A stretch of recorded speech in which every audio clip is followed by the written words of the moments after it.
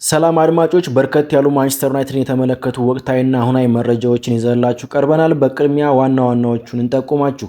የዓለማችን ትልቁ ክለብ ማንቸስተር ዩናይትድ አሁንም ታሪክ መስራቱን ቀጥሏል። ከአርሰናልና ከማንቸስተር ሲቲ በላይ ከፍተኛ ክፍያ የሚያስገኝለትን ኦል ኦር ነቲንግ ማንቸስተር ዩናይትድ የተሰኘ አዲስ ዶክመንተሪ ፊልም ለመስራት ከአማዞን ፕራይም ጋር በይፋ መፈራረሙ ተሰምቷል።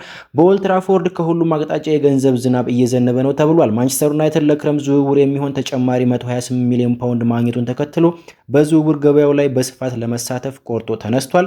የዌስት ሃም አማካይ ማቲያስ ፈርናንዴዝ ወደ ማንቸስተር ዩናይትድ ለመዘዋወር ሙሉ በሙሉ ፈቃደኛ መሆኑ በስፋት እየተነገረ ይገኛል።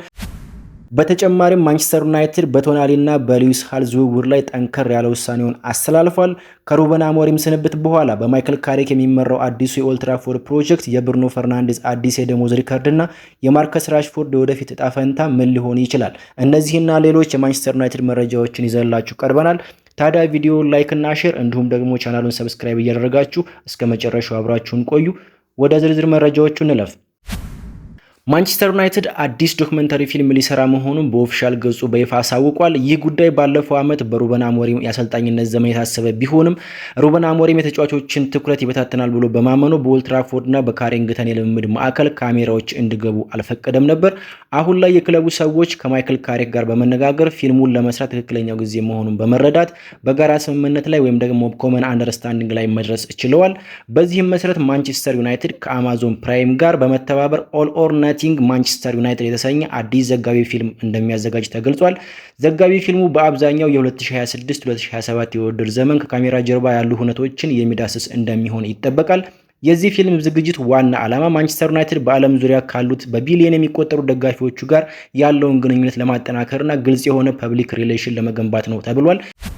የፊልሙ ቀረጻ የሚጀምርበትና በፊልሙ ላይ የሚካተቱ ዋና ዋና ጉዳዮችን ስንመለከት ቀረጻው በቅድመ ውድድር ዝግጅት ወቅት የሚጀምር ሲሆን የሻምፒዮንስ ሊግ ጉዞዎችን፣ የወንዶች ቡድን፣ የሴቶች ቡድንና የአካዳሚ ተጫዋቾችን ከካሜራ ጀርባ ወይም ደግሞ ቢሃይንድ ደ ሲን ያሉ ሁኔታዎችን፣ የኦልድ ትራፎርድና የካሪንግተን ትሬኒንግ ኮምፕሌክስ እንቅስቃሴዎችን በዝርዝር ያካትታል ተብሏል። ማንቸስተር ዩናይትድ በዚህ ስምምነት ላይ እስካሁን ታይቶ የማይታወቅ ከአርሰናል ከማንቸስተር ሲቲ እና ከቶተንሃም ሆትስፐር በላይ ከፍተኛ የሆነ የገንዘብ ክፍያ ያገኛልም ተብሏል። ዲ አትሌቲክ ባወጣው መረጃ መሰረት ማንቸስተር ዩናይትድ ከአማዞን ፕራይም ጋር ከ10 ሚሊዮን ፓውንድ በላይ የሆነ የሪከርድ ክፍያ መስማማቱን ተዘግቧል። በዚህም መሰረት ፊልሙ በሚቀጥለው የውድድር ዘመን መጨረሻ እንደ ሰመር ሲሪስ በሁሉም የዓለማችን ክፍሎች ለእይታ ይቀርባል ተብሏል። ከዚህ ጋር ተያይዞ የአማዞን ፕሮዳክሽን ዳይሬክተር የሆነችው ታራ ኤረር በአዲሱ የማንቸስተር ዩናይትድ ዶክመንተሪ ፊልምና በስምምነታቸው ዙሪያ ሀሳቧን አጋርታለች። ታራ ስትናገር ማንቸስተር ዩናይትድ ከእግር ኳስ ክለብነት በላይ ዓለም አቀፋዊ ተቋም ነው። ኦል ኦር ነቲንግ ማንቸስተር ዩናይትድ የግድ ለዓለም ልንነግር የሚገባ ታሪክ ነበር። ምክንያቱም ከኦልድ ትራፎርድ እስከ መላው ዓለም በአራቱም አቅጣጫ እንደ ማንቸስተር ዩናይትድ ያለ ከፍተኛ ስሜትን፣ ታሪክና መነቃቃትን የሚፈጥር ሌላ ክለብ የለም። ይህ ታሪክ በትክክል ለተመልካቾቻችን ልናካፍለው የፈለግነው ምርጡ ታሪክ ስለሆነ በዓለም ዙሪያ ለሚገኙ ደንበኞቻችን ማቅረብ በመቻላችን እጅግ በጣም ደስተኞች ነን በማለት አስተያየቷን አጋርታለች። የማንቸስተር ዩናይትድን የፋይናንስና የዝውውር ዜናዎችን ስንመለከት ማንቸስተር ዩናይትድ በክረምቱ የዝውውር መስኮት ተጫዋቾችን ለማስፈረም ሰፊ እንቅስቃሴ በማድረግ ላይ መሆኑ ይታወቃል። ዴቪን ኦርንስቴን እንደገለጸው በክረምቱ የዝውውር መስኮት ከፍተኛ ተሳትፎ የሚያደርገው ክለብ ማንቸስተር ዩናይትድ መሆኑንም ጠቁሟል። በዚህም መሰረት ማንቸስተር ዩናይትድ ከፍተኛ የሆነ የዝውውር ገንዘብ እንደሚያስፈልገውም ግልጽ ነው። ታዲያ ሚረር እንደዘገበው ከሆነ ማንቸስተር ዩናይትድ በፋይናንስ ማሻሻያ ወይም ደግሞ በሪፋይናንሲንግ ዲል ስምምነት ተጨማሪ 108 ሚሊዮን ፓውንድ ማግኘት ችሏል። ይህ አዲስ የፋይናንስ ማሻሻያ ከግሌዘር ቤተሰቦች የባለቤትነት ግዢ ጋር የተያያዘውን የዕዳ መክፈያ ጊዜ እስከ 2031 ድረስ ያራዝመዋል ተብሎ ይጠበቃል። በተጨማሪም ማንቸስተር ዩናይትድ በአዲሱ ፊልም ከአማዞን የሚያገኘው 10 ሚሊዮን ፓውንድ እና ለአሞሪም ሊከፍለው ከነበረው ካሳ ያተረፈውን 10 ሚሊዮን ፓውንድ ጨምሮ ወደ 128 ሚሊዮን ፓውንድ የሚጠጋ ገቢ ያገኘ ሲሆን ይህንንም ገንዘብ የዝውውር እንቅስቃሴዎች ወይም ደግሞ ትራንስፈር አክቲቪቲ ለመደገፍ ሊጠቀምበት እንደሚችል ተዘግቧል። ማርከስ ራሽፎርድን ወደ ተመለከተው ጉዳያችን አልፈናል። ደሰን ባወጣው መረጃ መሰረት ማርከስ ራሽፎርድ በኦልድ ትራፎርድ የመቆየት እድል አለው ብሏል።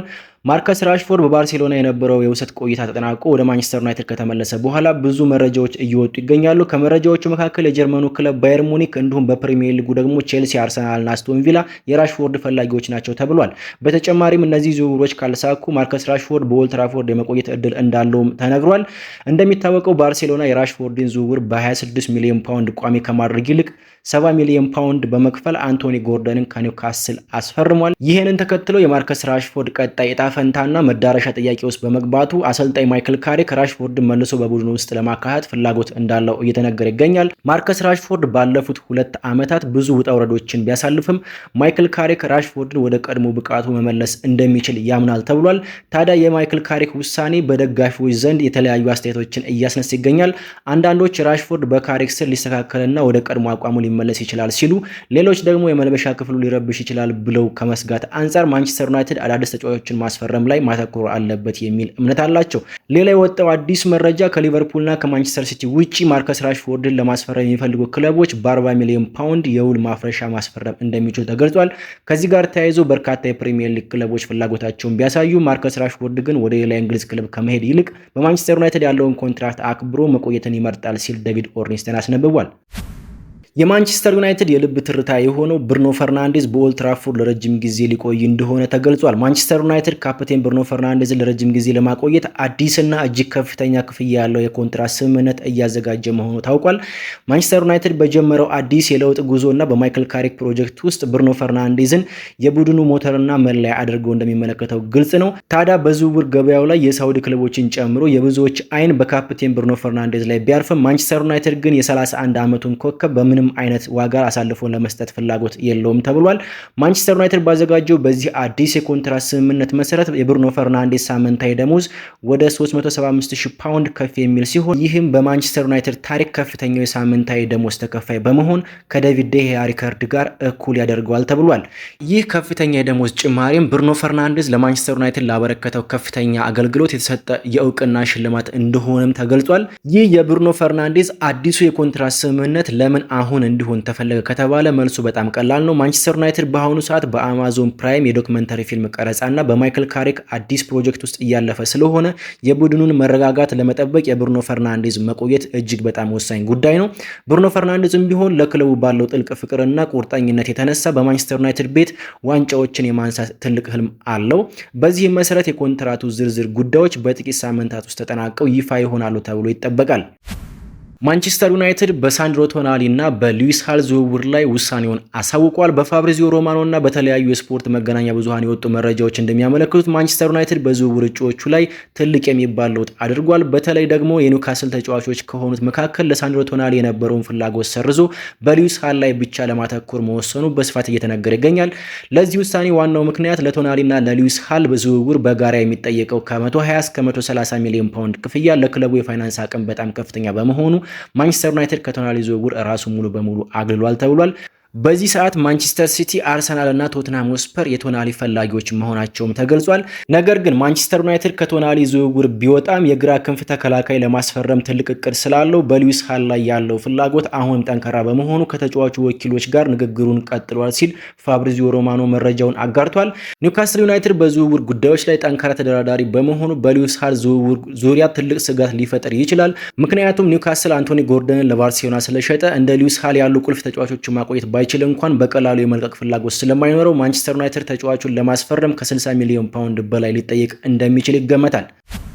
ማቲያስ ፈርናንዴዝን እና የዝውውሩን ወቅታዊ ሁኔታ የተመለከተው መረጃችን ላይ ደርሰናል። ዘ ሚረር ኤንድ ስካይ ስፖርት ባወጡት መረጃ መሰረት ፖርቹጋላዊ አማካይ ማቲያስ ፈርናንዴዝ በዚህ ክረምት ማንቸስተር ዩናይትድ ለመቀላቀል ያለውን ፍላጎት ለክለቡ ዌስትሃም በይፋ ማሳወቁ እየተነገረ ይገኛል። ማቲያስ ፈርናንዴዝ የሻምፒዮንሺፕ ተሳታፊ ከሆነ ዌስትሃም ወጥቶ በፕሪሚየር ሊግ እና በሻምፒዮንስ ሊግ መጫወት እንደሚፈልግ በግልጽ መናገሩም ተጠቅሷል። ማቲያስ ፈርናንዴዝን ለማስፈረም ሌሎች የአውሮፓ ትልልቅ ክለቦች ለምሳሌ የጆሴ ሞሪኖ ሪያል ማድሪድ፣ አርሰናል እና ፒኤስጂ ፍላጎት ቢያሳዩ አሁን ላይ ማንቸስተር ዩናይትድ ዝውውሩን ለማጠናቀቅ በግንባር ቀደምትነት እየመራ ይገኛል ተብሏል።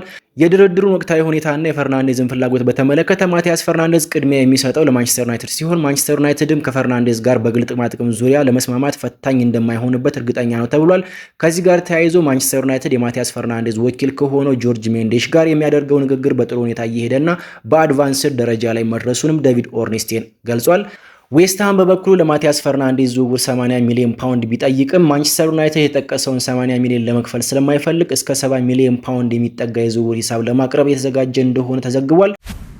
በመጨረሻም የሩበን አሞሪምን የማንቸስተር ዩናይትድ እና የኤስ ሚላን የቅድመ ውድድር ዝግጅት ወደምናነሳበት ርዕሰ ጉዳያችን አልፈናል። ፋብሪዚዮ ሮማኖ እንደዘገበው ሩበን አሞሪም የኤስ ሚላን ዋና አሰልጣኝ ለመሆን የቃል ስምምነት ላይ ደርሷል። ይህ ሹመት በተለይ ለማንቸስተር ዩናይትድ ከፍተኛ የገንዘብ ትርፍ የሚያስገኝ ሲሆን ሁለቱ ክለቦች በቅድመ ውድድር ዝግጅት የሚያደርጉት ጨዋታም ልዩ ትኩረት እንዳገኝ አድርጎታል። የ41 ዓመቱ ፖርቹጋላዊ አሰልጣኝ ሩበን አሞሪም ባለፈው ጥር ወር ከማንቸስተር ዩናይትድ ከተሰናበተ በኋላ ለመጀመሪያ ጊዜ የኤስ ሚላን አሰልጣኝ በመሆን ስራውን በመጪው ሐምሌ ወር ይጀምራል ተብሏል። በዚህም ምክንያት ማንቸስተር ዩናይትድ ለካሳ ሊከፍለው ከነበረው 15.9 ሚሊዮን ፓውንድ ላይ 10 ሚሊዮን ፓውንድ ማትረፍ እንደሚችል ተዘግቧል። ከላይ እንዳነሳ ነው ይህ ገንዘብ ማንቸስተር ዩናይትድ ለዝውውር የሚያወጣውን ወጪ ስለሚደግፍ ለፋይናንሻል ስታቢሊቲ ጥሩ አጋጣሚ ይሆንለታል። ሌላው ሩበን አሞሪም የኤስ ሚላን አሰልጣኝ በመሆኑ በቅድመ ውድድር ዝግጅት በማንቸስተር ዩናይትድ እና በኤስ ሚላን መካከል የሚደረገው የፖላንዱ ፍጥጫ እጅግ ተጠባቂ እንዲሆን አድርጎታል። ማንቸስተር ዩናይትድ እና ኤስ ሚላን የቅድመ ውድድር ዝግጅታቸውን የሚያጠናቅቁበት የመጨረሻው ጨዋታ ኦገስት 15 2026 በፖላንድ ታርዚንስኪ አሬና ይካሄዳል። ይህ ጨዋታ አሞሪም የቀድሞ ክለቡ ማንቸስተር ዩናይትድ የሚገጥምበት የመጀመሪያው አጋጣሚ በመሆኑ በጉጉት እንዲጠበቅ አድርጎታል። እንግዲህ ለዛሬ ያዘጋጀናቸው ማንቸስተር ዩናይትድን የተመለከቱ መረጃዎቻችን እነዚህ ነበሩ። እናንተስ የብሩኖ ፈርናንዴዝ በ375,000 ፓውንድ ሳምንታዊ ደሞዝ መቆየትና የማርከስ ራሽፎርድ በማይክል ካሪክ ስር የመመለስ ተስፋ ላይ ምን አስተያየት አላችሁ? ማንቸስተር ዩናይትድስ በአማዞን ዶክመንተሪ ላይ መቅረቡ በቡድኑ ላይ ጫና ይፈጥር ይሆን ወይስ ከደጋፊዎች ጋር ያለውን ፐብሊክ ሪሌሽን ያጠናክራል? ሀሳብ አስተያየታችሁን በኮሜንት መስጫው ላይ አስፍሩልኝ። ቪዲዮ ላይክ እና ሼር እንዲሁም ደግሞ ቻናሉን ሰብስክራይብ ማድረጋችሁ እንዳትረሱ። በቀጣይ ቪዲዮ እስከምንገናኝ ድረስ ሰላም ሁኑ።